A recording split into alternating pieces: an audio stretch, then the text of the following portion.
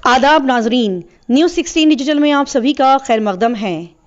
बेंगलोर शहर में पुलकेशी नगर हल्के असेंबली के इंतखाबात की तैयारी बड़ी धूमधाम और जोरों शोरों से की जा रही है और कांग्रेस पार्टी के उम्मीदवार AC श्रीनिवास पुलकेशी नगर असेंबली हल्के से इलेक्शन के मैदान में खड़े होने जा रहे हैं। जी नाजरीन, इन दिनों इलेक्शन का बाजार बड़ी जोरों शोरों से गर्म है और कांग्रेस पार्टी के कैंडिडेट AC श्रीनिवास पुलकेशी नगर असेंबली हल्के से बड़ी जोशो खरोश के साथ इलेक्शन के मैदान में उतरे हैं। बहुत सारे वादों और गारंटीज का यकीन दिलाते हुए कांग्रेस पार्टी के उम्मीदवार AC श्रीनिवास जनता को अपना कीमती वोट देने की अपील कर रहे हैं। कांग्रेस पार्टी का कहना है कि अगर इस बार इलेक्शन में उनकी पार्टी पावर और इख्तिदार में आती है तो बहुत सारी सहूलतें और गारंटीज के साथ वो आवाम की खिदमत करेगी, जैसे कि युवा निधि गारंटी के तहत हर महीने बेरोजगार अलाउंस 1500 से लेकर 3000 रुपये तक आवाम को दिए जाएंगे। अन्नभाग्य गारंटी के तहत माहाना हर घर को मुफ्त चावल फराहम किए जाएंगे। गृहलक्ष्मी गारंटी के तहत हर घर की औरत को 2000 रुपये दिए जाएंगे और गृह ज्योति गारंटी के तहत हर घर को 200 यूनिट मुफ्त बिजली दी जाएगी। लिहाजा कांग्रेस पार्टी और उनके उम्मीदवार इन सभी वादों को पूरा करने का यकीन अवाम को दिला रहे हैं। बता दें कि जनाब AC श्रीनिवास एक बेहतरीन कार्यकर्ता की हैसियत से रेलवे मिनिस्टर CK जाफर शरीफ के दौर से जबरदस्त और बेहतरीन काम करते आ रहे हैं और एक MLA कैंडिडेट की हैसियत से भी इन्होंने बहुत ही अच्छे खिदमात अंजाम दिए हैं। लिहाजा जनाब CK जाफर शरीफ साहब, उनके पोते जनाब CK वहाब शरीफ साहब और CK रहमान शरीफ साहब और सीनियर लीडर जनाब अल्लू मियां अमेठी साहब और पुलकेशी नगर की तमाम लीडर्स AC श्रीनिवास को इस इलेक्शन में जितवाने की अनथक मेहनत और कोशिशें कर रहे हैं। आइए देखते और जानते हैं इस खबर से जुड़ी मजीद तफसीलात।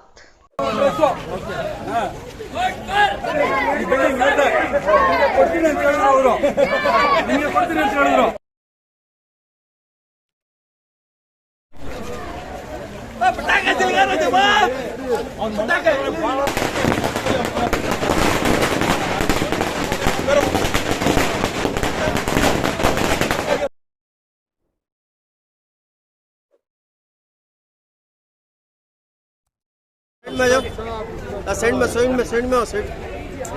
जरा कैमरा रहा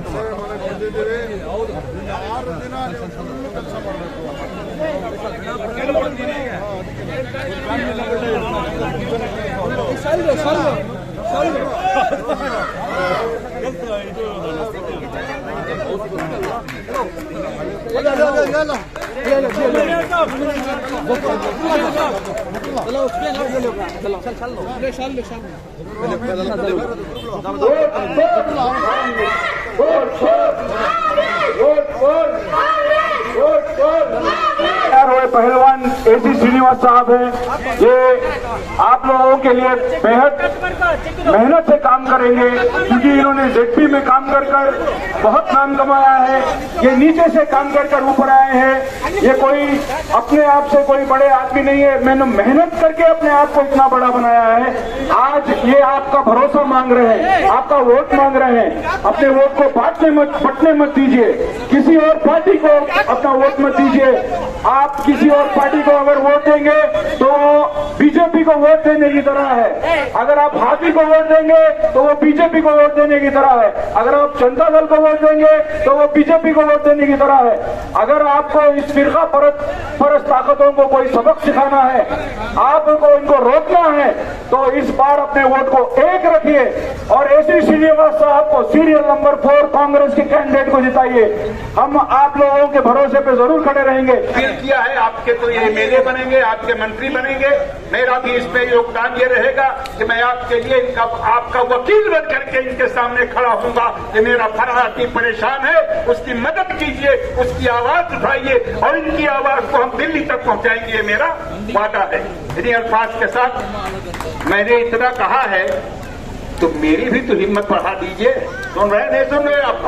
सुन रहे। मेरी भी तो हिम्मत बढ़ा दीजिए, यानी मेरा उत्साह वर्धन कर दीजिए। हाथ उठा करके बताइए कि जो मैं कह रहा हूँ आप मेरे साथ है इस बात पे। जो हाथ गिराए भाई मोबाइल चलो इंशाल्लाह करेंगे नहीं पूरे दिल को, तो हजरत बोले ठीक है।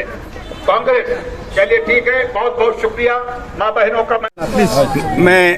मैं मोहम्मद रफ़ीक वारसी अल्लू मियाँ हूँ, अमेठी से आया हूँ। मैं अमेठी से क्यों आया हूँ? राजीव जी के ज़रिए से हम जाफ़र शरीफ तक आए और आपके मरहूम जाफ़र शरीफ साहब जो कि एक सेकुलर लीडर थे और जिन्होंने बहुत काम किया गरीबों का, असहाय और मजबूर लोगों का, और वो इस दुनिया में नहीं है। यकीनन हम उन्हें अपना खराज अक़ीदत पेश करने के लिए यहाँ पे आए हैं कि उनके एक चाहने वाला आज इस यहाँ से कांग्रेस का कैंडिडेट है। हम इनके समर्थन में और अपनी खराज पेश करने के लिए जो जाफ़र शरीफ साहब को यहाँ पे आए हैं, ताकि इनके ज़रिए से जब आप यहाँ की जनता इनको जिताएगी तो राहुल गांधी मजबूत होंगे, प्रियंका गांधी मजबूत होंगी, कर्नाटक मजबूत होगा, बेंगलोर मजबूत होगा और हमारी यकजहती कायम रहेगी। मैं एक बात ये भी कहना चाहता हूँ कि एक दूसरी चीज़ मेरे दिमाग में जो है, हम एक अखंड भारत की जो लोग कल्पना करते हैं वो सिर्फ कल्पना करते हैं, वो नफ़रत फैला रहे हैं। हम नफ़रत को दूर करने आए हैं, हम मोहब्बत लेकर के आए हैं। हम यहाँ पर जो कुछ दिनों पहले कुछ नफ़रत की बातें हुई हैं उनको श्रीनिवास के ज़रिए से ख़त्म करने के लिए आए हैं। और मैं अपने इन नेताओं को 6 महीने तक राहुल गांधी ने जिस तरह से पैदल यात्रा करके इस पूरे देश को समझने की कोशिश की है, यकीनन वो आदमी सच्चा है, झूठ नहीं बोलता है। और जो झूठ बोलता है इस हिंदुस्तान में उसको आप सारे लोग सभी जानते हैं। मैं ज़रूर 2 शेर कह के अपनी बात को ख़त्म करूँगा कि बढ़ा ना पाया कोई अपनी शान झूठ बोलकर, बढ़ा ना पाया कोई अपनी शान झूठ बोलकर, मगर वो छू रहा है आसमान झूठ बोलकर, मगर वो छू रहा है आसमान झूठ बोलकर। अरे कभी तो सच्ची बात कर, कभी तो सच से प्यार कर। चली है किसकी उम्र भर दुकान झूठ बोलकर, चली है किसकी उम्र भर दुकान झूठ बोलकर। तो ये झूठों की दुकान बंद करने के लिए कर्नाटक में और बंगलौर में, पूरे कर्नाटक में हिंदू मुस्लिम और सिख ईसाई दलित समण सबको गले मिला करके रखने के लिए हम यहाँ पर आए हैं। और जो पिछले दिनों में जो यहाँ बदउनवानी हुई है, 4 लोग शहीद हुए हैं, मैं चाहता हूँ मेरी गवर्नमेंट आएगी, आप इनको जिताएंगे तो इन्हीं के ज़रिए से हम उनको भी फ़ायदा पहुँचा सकेंगे और उनके मुकदमों को वापस ले सकेंगे। अलहाज सीके जाफर शरीफ साहब की याद करते हुए जी एसी श्रीनिवास को साथ देने का और उनके साथ रहने का ऐलान किया है, क्या कह रहे हैं? जी, मैं इनको 1999 से जानता हूं। जब ये जेडपी के लिए खड़ रहे थे तब से ये मेहनत करते आ रहे हैं और दादा इनको हमेशा चाहते थे, इनके लिए खास जगह थी दादा के दिल में। और जैसे ही श्रीनिवास भाई को टिकट मिली, इन्होंने पहले मुझे फ़ोन किया और बोला कि आपको आना है और आपको काम करना है। आज अगर इतने पूरे बड़े हलके में अगर कोई वाहिद एमएलए का कैंडिडेट कोई दादा का नाम लेके अगर वोट पूछ रहा है और दादा का फ़ोटो डाल रहा है तो वो सिर्फ एसी श्रीनिवास साहब हैं। ये हम लोगों के लिए फ़ख्र की बात है। हम लोगों के वोट से बने हैं जाफ़र शरीफ साहब और उन्होंने इतना काम किया कि उन्होंने 11,000 किलोमीटर रेलवे की लाइन बदली, बीटर गेज, यूनिगेज, उनका नाम खिताब पड़ा यूनिगेज मिनिस्टर ऑफ इंडिया बोल के। तो वो हमेशा चाहते थे श्रीनिवास साहब को, और इनकी मेहनत इतनी है पहले से भी, ये इतना मेहनत करने वाले इंसान हैं कि मुझे लग रहा है इस एरिया के लिए अल्लाह ने इनको चुन के भेजा है। अब आगे इनको काम करके दिखाना है। हमारी पूरी सपोर्ट इनके साथ है और हम जानते हैं कांग्रेस का कोई भी वादा अब तक झूठा नहीं रहा है।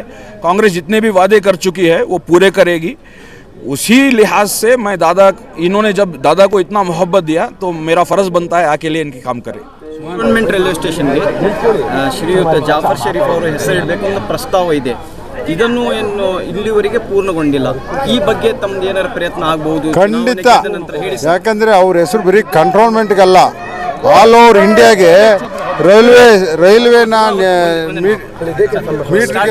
ಸ್ಟಾರ್ಟಿಂಗ್ ಜಾಫರ್ ಶರೀಫ್ ಹೆಸರಲ್ಲಿ ನಮ್ಮ ಸಿ.ಕೆ. ಜಾಫರ್ ಶರೀಫ್ ಸಾಹೇಬರು ನಮ್ಮ ನಾಯಕರು, ನಮಗೆ ರಾಜಕೀಯ ಗುರುಗಳು. ಈ ರಾಷ್ಟ್ರದಲ್ಲಿ ರೈಲ್ವೆಯಲ್ಲಿ ಅವರು ಹೆಸರು ಮಾಡಿದಂಥವ್ರು. ಅವರು ನಮ್ಮ ಅಲ್ಪಸಂಖ್ಯಾತರಲ್ಲಿ ಇಡೀ ರಾಷ್ಟ್ರಕ್ಕೆ ಏಕೈಕ ವ್ಯಕ್ತಿಯಾಗಿದ್ದರು.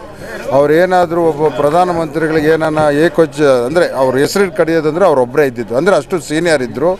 ಅಂಥವ್ರ ಜೊತೆಯಲ್ಲಿ ಅಂಥವ್ರ ಗಲ್ಡಿಯಲ್ಲಿ ನಾನು ಶಿಷ್ಯನಾಗಿ ಬೆಳೆದಿದ್ದು. ಅವರೇ ನಮಗೆ ಎಲ್ಲ ಗ್ರಾಮ ಪಂಚಾಯತಿ, ಜಿಲ್ಲಾ ಪಂಚಾಯತಿ 2008ರಲ್ಲಿ MLAಗೂ ಸಹ ರೆಕಮೆಂಡ್ ಮಾಡಿದರು.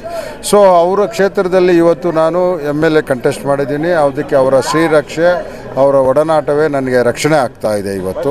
ಅದೇ ರೀತಿ ಈ ಕ್ಷೇತ್ರದಲ್ಲಿ ಅವ್ರ ಮೊಮ್ಮಕ್ಕಳಾದಂಥ ನಮ್ಮ ಒಬ್ ಸರ್ ಇರ್ಬೋದು, ರೆಹಮಾನ್ ಸರ್ ಇರ್ಬೋದು, ನಮ್ಮ ಅಲ್ಮಿಯಾ ಸಾಹೇಬರು, ಅವರು ಡೆಲ್ಲಿಗೆ ಹೋದರೆ ನಾವು ಅವರು ಸಿಗ್ತಾಯಿದ್ರು ನಮಗೆ. ಅವರು ಅಮೇಥಿ ಕ್ಷೇತ್ರ, ಸೋನಿಯಾ ಗಾಂಧಿ ಅವ್ರ ಕ್ಷೇತ್ರ.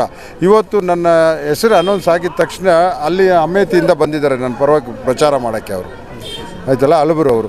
ಆ ಥರ ನಾವು ಹೇಳ್ತೀನಿ ನಾನು ಹೇಳ್ತೀನಿ ಒಂದು ಸೆಕ್ಯುಲರಿಸಮ್ ಬಗ್ಗೆ ನಮಗೆ ಅವ್ರಿಗೆಲ್ಲ ನಂಬಿಕೆ ಇದೆ.